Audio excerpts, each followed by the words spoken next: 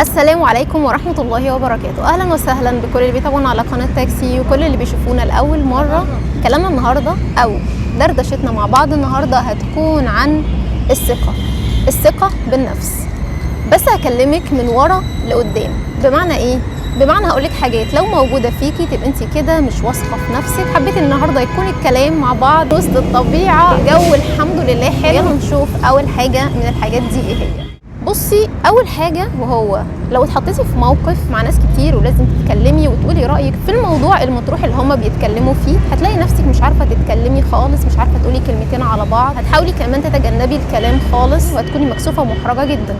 تاني حاجه تتجنبي المواقف والمشاكل والمطالبه بحقك. هتفضلي انك تكوني واقفه بعيد عشان انت حاسه من جواكي ان انت مش تعرفي تعملي اي حاجه، لا كمان بتصدري حد غيرك هو اللي يتكلم عنك وياخد لك حقك. برغم ايه بقى؟ برغم ان انت مع الناس القريبه ليكي واللي انت عارفاهم ومتعوده عليهم تعرفي تتكلمي كويس جدا، تضحكي، بتهزري، بتعملي كل حاجه كده ببساطه واريحيه، ولكن في المواقف اللي زي دي زي ما قلت لك تتجنبيها تماما. ثالث حاجه ان انت مثلا لو جايبه لبس شكله حلو وعاجبك جدا ومقتنعه بيه، خلاص انت جبتيه، ولكن بعد ما لبستيه وخرجتي لقيتي واحده جايبه لبس شكله احسن منك من وجهه نظرك انت اللي شفتي ده ان اللبس اللي هي لابساه احسن منك، فجاه تلاقي نفسك ما يعجبكيش لبسك وما يعجبكيش شكلك ولا اي حاجه فيكي. رابع نقطه وهي ان انت بتداري اي حاجه في جسمك، بتداري اي عيب في جسمك ولو بسيط. انت شايفه ان هو مش بسيط، انت شايفه ان هو حاجه كبيره جدا وما ينفعش اي حد يشوفها، مع انها ممكن تكون على فكره حاجه بسيطه جدا وعاديه وممكن تكون عند ناس كتير غيرك، ولكن انت بتحسسي نفسك ان هي زي ما تكون كده وصمه عار. دايما بتداري كل حاجه فيكي كانك خايفه كده من حاجه كبيره. نيجي لخامس حاجه وهي اهم حاجه فيهم تقريبا، وهي انك ما ينفعش تخرجي من بره باب البيت الا بميك اب. ما ينفعش كده تعدي بره باب الشقه الا وانت حاطه ميك اب. ما ينفعش انزل الا لما يكون وشي عليه حاجات. ما ينفعش حد يشوفني على طبيعتي، تحسي ان في مصيبه هتحصل لو انت نزلتي من باب الشقه من غير ما تكوني حاطه ميك اب. اخر حاجه وهي التقاط الصور. حتى الصور اللي انتوا بتاخدوها تهربوا منها جدا وتقولوا لا لا لا انا مش ممكن اخد صوره، مش ممكن اتصور، وخصوصا لو مع تجمع في ناس كتير. ليه؟ خوفا من انك تطلعي في الصوره شكلك مش حلو وكل اللي حواليك يكونوا هم شكلهم احلى منك، وده برضو بيرجع لوجهه نظرك انت. دايما بتشوفي نفسك ان الموضوع ده بشع ووحش جدا، فعلشان كده بتجنب الصور الجماعيه والتقاط الصور وبهرب من المكان بمعنى اصح. خليني اقول لك لو النقط دي كلها فيكي فللاسف انت كده عندك انعدام ثقه بالنفس، ولو في حوالي 4 نقط فيكي برضو فانت كده بتعاني من قله الثقه بالنفس. دلوقتي بقى هقولك ازاي تقدري تعالجي الحاجات اللي فاتت اللي احنا اتكلمنا فيها، ولكن هما مش مجرد كلمتين هتسمعيهم فانت كده خلاص هتبقي واثقه في نفسك لدرجه ما لا نهايه. لا، تاخد منك شويه وقت وشويه خطوات.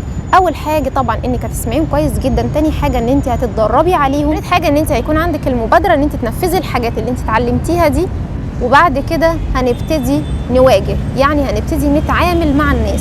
الثقه بالنفس مش ان انا افضل قاعده بتكلم مع نفسي او بتكلم مع اي حد انا عارفاه او مع محيط بسيط جدا واقول كده انا بقدر اتكلم وبقدر اواجه واثقه في نفسي والحاجات دي كلها. الثقه بالنفس معناها ان انا اواجه المجتمع كله، اللي اعرفه واللي ما اعرفوش. ان شاء الله بعد ما توصلي لمرحله انك خلاص بقى تقدري تواجهي كل حاجه، ممكن باذن الله في يوم من الايام تبقي يا ستي جبل ثقه بالنفس. اول حاجه انت قاعده في وسط ناس كلهم بيتكلموا وبيعبروا عن ارائهم وانت منبهره بالكلام اللي هم بيقولوه. قولي لنفسك بقى انا ليه ما بتكلمش؟ انا ليه ما بعبرش عن رايي؟ انا ربنا الحمد لله مديني عقل ومديني لسان ومديني وجود، قاعده في وسطهم هو معاهم وزيهم، ليه ما بتكلمش وبقول الحاجه اللي انا من جوايا نفسي ان انا اقولها؟ والعكس، انا لو قلت رايي ممكن يكون رايي يطلع افضل راي فيهم واحسن راي فيهم، ممكن يكون رايي كويس، مش لازم اكون الافضل، بس حاولي ان انت تشجعي نفسك وتدي لنفسك انت الاول الثقه علشان تقدري تطلعيها من جواكي. ومع الوقت مره على مره وتكلمي نفسك وتعملي المبادره دي من جواكي، هتبتدي تتكلمي. اول جمله هتقوليها واول حاجه هتطلعيها هتلاقي نفسك كده من جواكي ان انت فرحانه ان انا ايه ده، انا الحمد لله بعرف اتكلم كويس مع الناس، ما عنديش مشكله في الموضوع ده. موضوع القلق والرهبه وانك مهزوزه من جواكي ده هيبتدي يروح خطوه بخطوه، وبعد كده هتلاقي نفسك يمكن بتتكلمي اكتر من كل الناس اللي موجوده حواليك وبتعرفي تعبري عن رايك كويس جدا. تاني حاجه بقى وهي انك تعرفيش انك تدافعي عن نفسك او تاخدي حقك، وبتخلي غيرك هو اللي يدافع عنك او يتكلم بدالك او الحاجات دي كلها. طيب في الوقت ده لما تقعدي بينك وبين نفسك هتحسي انك قدام نفسك قبل اي حد تاني انك متضايقه قوي من نفسك واللي انت بتعمليه، وان شكلك كده وحش وانك مش عارفه حتى تتصرفي وتاخدي حقك. كلمي نفسك كده وقولي انا ليه ما دافعش عن حقي، انا ليه ما اطلبش حقي بنفسي، دي حاجتي ومش محتاجه حد يجيبها لي، مش محتاجه حد يدافع عني، انا مش واقفه في محكمه. وحتى لو واقفه في محكمه عادي تقدري تدافعي عن نفسك برضه. وفي نفس الوقت قولي لنفسك اللي قدامي ده انسان زيه وزيي بالظبط، طول ما انا هتكلم معاه بالادب وبالاخلاق ومش هتعدى الحدود دي، انا اقدر ان انا ادافع عن نفسي واخد حقي كويس جدا، غير ما اخلي حد تاني هو اللي يتكلم عني وبلسان. دايما علشان تتخطي المشاكل بتاعتك دي هو انك تتكلمي مع نفسك كتير، هو اللي تسالي نفسك انا ليه بعمل كده، انا ليه بحط نفسي في المواقف دي، انا ليه غيري بيتكلم وانا ما بتكلمش. وصدقيني مع الوقت ومع الكلام اللي انت بتقوليه لنفسك ده باستمرار تلاقي نفسك هتبادري وهتروحي تتكلمي عن حقك وهتدافعي عنه، ووقتها هتحسي بالانتصار، انتصار كده من جواكي. عارفه على ايه؟ على نفسك الاول قبل مواجهه اي حد تاني، لانك اتغلبتي على الحاجه اللي جواكي. الاول انتصرتي على عدم ثقتك بنفسك، وتاني حاجه على الشخص اللي انت بتواجهيه. الشمس ما كانتش موجوده، الشمس غايبه من بدري، بس حلوه والله. الحمد لله الحمد لله يا رب. الجو النهارده الحمد لله ما شاء الله جميل، ربنا يديمها نعمه. تعالي بقى لثالث حاجه، وهي الثقه بالنفس المهزوزه في الشكل الخارجي.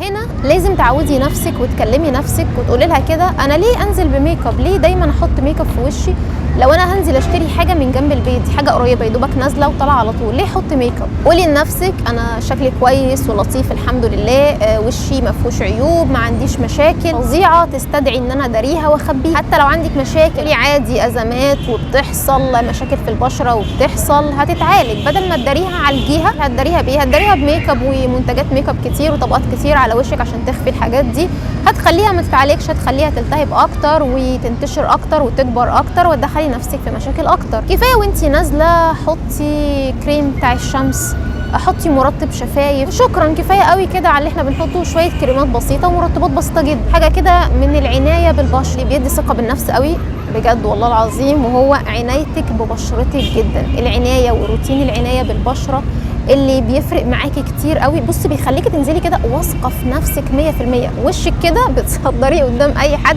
من غير ولا نقطه ميك اب، لانه في نضاره، في حيويه، في اشراقه، نظيف كويس، معتنيه بيه. الحاجات دي كلها صدقيني مش هتحتاجي فعلا تحطي ميك اب في المشاوير البسيطه اللي انا بقولك عليها دي. ويا ستي لو حطيتي ميك اب هيكون ميك اب خفيف كده ولطيف. وفكره كمان انت لو مرتبطه بلاش تظهري كل شويه او طول الوقت قدام خطيبك الكام ساعه اللي انت بتشوفيه فيهم بميك اب او فول ميك اب، دايما عايزه تظهري قدامه تقولي باحلى حالاتي. ما انت تبقي في احلى حالاتك برضو ممكن من غير ميك اب، مش كل اللي ما بيحطوش ميك اب ما بيبقوش في احلى حالاتهم، بيبقوا حلوين وامارات. ليه بقى؟ علشان بعد كده ان شاء الله بعد الجواز هتبقوا مع بعض طول الوقت، هيشوفك بقى في كل حالاتك، هيشوفك في كل وقت. ما تصدرلوش وش معين او شكل معين كان بيشوفه، هيتفاجئ بعد الجواز بشكل مختلف تماما. ساعتها شكلك انت اللي هيبقى وحش قوي. خليه يشوفك عادي بميك اب ومن غير ميك اب، وهنا هتبقي حلوه وهنا هتبقي جميله، مفيش اي مشكله خالص، وهتكوني في الحالتين واثقه في نفسك جدا. قبل ما تتضايقي من شكلك في حاجه كده عايزاكي تفهميها، وهي فكره التقبل، فكره الرضا، فكرة ان انا مش اجمل واحدة في الكون ولا لازم اكون اجمل واحدة في الكون حتى لو انا فعلا جميلة. فكرة ان الجمال شيء نسبي. يعني ايه شيء نسبي اللي احنا دايما بنسمعها دي؟ شيء نسبي يعني انا بشوف حد جميل او شكله حلو بتختلف نظرتي عن نظرة شخص تاني. ممكن واحد يشوف واحدة جمالها عادي وجمالها بسيط ولكنه شايفها جميلة جدا وحابب الشكل ده، هو دي مقاييس الجمال عنده. ويعملوا الجمال مقاييس، وهو الشعر الاشقر، الاصفر، العين الخضر بقى والبياض، البشره الفاتحه جدا، دي مقاييس الجمال. في واحد ممكن يشوف الشكل ده ولكن يقول لك انا مش شايفه اجمل واحده، مش بحب الشكل ده، انا بحب يا ستي البنت السمراء، بحب البنت اللي شعرها بني، بحب العيون السوداء. انت ممكن تعملي حاجات كتير تقولي انا كده ووصلت لمرحلة الجمال المظبوطة، وتطلعي يعني مش هو ده الجمال اللي فيه شخص هيشوف يقولك انت كده جميله. فهي دي معنى كلمه الجمال نسبه. انت اللي لازم تفهمي الحته دي، لما تفهميها هترتاحي من جواكي وتوصلي لمرحله الرضا والتقبل. ولو انا ما وصلتش يا ستي للمقاييس اللي هي محطوطه والمعايير بتاعه الجمال، فانا كده بقيت قبيحه. فكره الرضا والتقبل عن نفسك هتخليكي تحبي شكلك جدا، هتخليكي تحبي كل حاجه فيك. انا والله بكلمكم عن نماذج حقيقيه شفتها، وهي ان انا فعلا بشوف بنات جميله جدا، والله فعلا جميله، عيونهم دي ما شاء الله وشكلهم لطيف جدا وحلوين، وهم بيشوفوا نفسهم وحشين، بيشوفوا نفسهم وحشين لمجرد ان شافوا بنات شكلهم احلى منهم شويه، او في دماغهم هم شايفينهم احلى منهم شويه، فبيشوفوا نفسهم وحشين لدرجه ان هم بيبقوا عايزين يعملوا عمليات تجميل. شفتوا عدم الرضا والتقبل لشخصي بيوصلني لمرحله ايه؟ بيوصلني لمرحله ان انا لو شكلي حلو بشوف نفسي بشعه. لو كل اللي حواليا حكموا وقالوا ان انا فعلا شكلي حلو بكدبهم، ببقى عايزه شكلي حلو عشان اللي قدامي يشوفني شكلي حلو. فلما اللي قدامي يقول لي انت شكلك حلو، اقول له انت كدابه، انا شايفه نفسي ان انا وحشه، والله لا اعمل عمليه تجميل. ما تحطيش نفسك كمان في فكره المقارنه. طول ما انت بتقارني نفسك بغيرك مش هتشوفي نفسك حلوه، دايما هتشوفي اللي حواليكي اجمل منك، وممكن يكونوا اصلا مش اجمل منك ولا حاجه، بس انت شايفاهم اجمل منك عشان انت حاطه نفسك في مقارنه.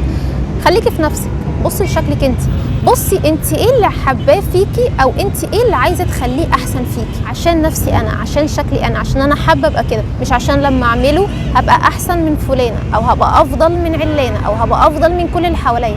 ولازم تفهمي برضو ان كل واحده وليها جمالها، مش كلنا ينفع نكون اسطمبه واحده وشكل واحد من بعض. وابدا بقى الجا لعمليات التجميل وهوس عمليات التجميل علشان اغير شكلي واغير جسمي واغير، اجيب قفايه مكان وشي والبهدله اللي بتحصل دي كلها علشان انول الرضا. وبرضو مش هنول الرضا. ليه؟ لان انا اللي مش راضيه عن نفسي، وطول ما انا مش راضيه عن نفسي وعن شكلي هرضى ازاي بعد كده على اي حاجه بتتعمل فيا؟ صدقوني لو وصلتوا لمرحلة التقبل دي والرضا عن نفسكم هتحبوا نفسكم قوي، وهترتاحوا نفسيا وهتبقوا اسوياء كده من جواكم. وهبتدي بقى اتصور واخد صور براحتي، لاني مش هكون خايفة ان الصورة مرة تطلع وحشة، هقول مفيش مشكلة مرة تصيب ومرة تخيب، مش هفضل طول الوقت متدارية لقلة ثقتي بنفسي. اتمنى في الاخر ان اكون وصلت لكم الفكرة بشكل بسيط، حلها في ايديكي وفي كلامك مع نفسك عشان اعرف احل مشاكلها. وما دام عرفت مشاكل نفسي هبقى ان شاء الله واثقه في نفسي واقول لكم سلام.